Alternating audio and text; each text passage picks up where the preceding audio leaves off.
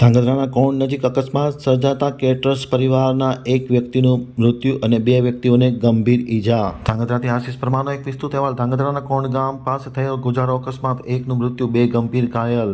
કોણ ગામ નજીક કૃષ્ણનગર રોડ ઉપર ખેંગારિયા વાડી નજીક ગુજારા અકસ્માતની ઘટના સપાટી પર આવી છે. ધાંગધ્રાના કેટરર્સનું કામ કરતા પરિવારની ઇકો રાજસ્થાન પાસિંગવાળા ટ્રક સાથે ધડાકાભેર અથડાતા આ કરુણ અકસ્માત થયો હતો. એક્સિડન્ટ એટલો ભયાનક હતો કે એક વ્યક્તિ એટલે કે ઘનશ્યામભાઈ હિંમતભાઈ પ્રજાપતિનું ઘટના સ્થળે મૃત્યુ નીપજ્યું હતું, જ્યારે તેમની સાથે ઇકોમાં સવાર અન્ય બે વ્યક્તિઓ ગંભીર રીતે ઘવાયેલા છે. અકસ્માતની ઘટનાના પગલે ઓમ મિલ અને આજુબાજુના રહીશો તાત્કાલિક અસરથી ઘટના સ્થળે દોડી જઈ તમામ ઘવાયેલાઓને ધાંગધ્રાની સરકારી હોસ્પિટલમાં લઈ જવામાં આવ્યા હતા, જ્યાં એક વ્યક્તિને મૃત્યુ પામેલ જાહેર કરવામાં આવ્યા હતા.